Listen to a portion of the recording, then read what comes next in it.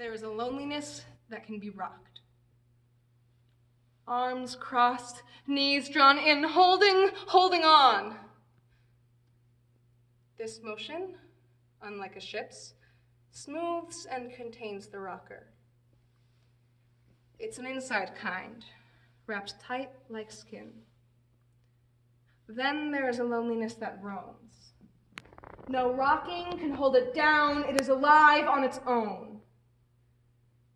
A dry and spreading thing that makes the sound of one's own feet going seem to come from a far-off place. Everybody knew what she was called, but nobody anywhere knew her name. Disremembered and unaccounted for, she cannot be lost because nobody is looking for her. And if they were, how can they call her if they don't know her name? While she has claim, she is not claimed.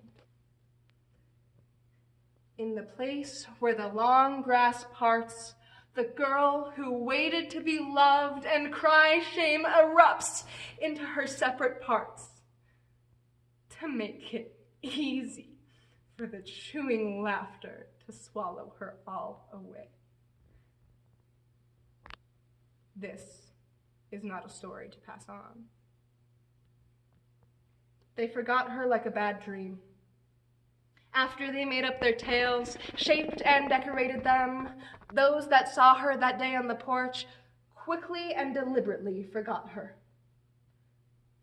It took longer for those who had spoken to her, lived with her, fallen in love with her, to forget. Until they realized they couldn't remember a single thing that she had said and began to believe that other than what they themselves were thinking, she hadn't said anything at all. So in the end, they forgot too. Remembering seemed unwise. They never knew where she crouched or whose was the underwater face she needed like that. Where the memory of the smile under her chin might have been and was not, a latch latched and lichen attached its apple green bloom to the metal. What made her think her fingernails could open the locks the rain rained on? This is not a story to pass on. So they forgot her, like an unpleasant dream in a troubling sleep. Occasionally, however, the rustle of a skirt hushes when they wake.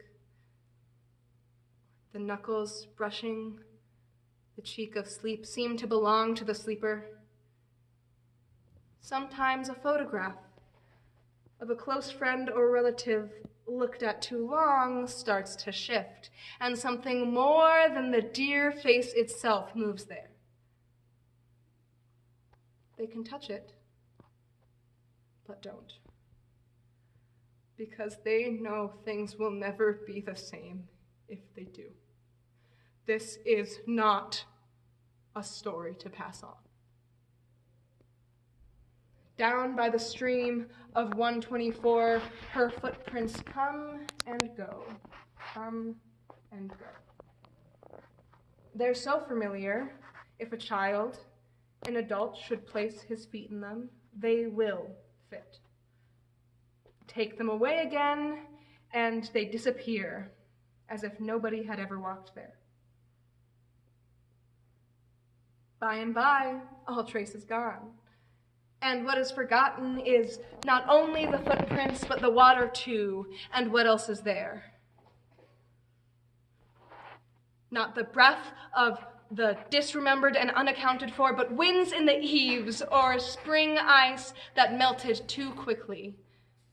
Certainly, no clamoring for a kiss. Beloved.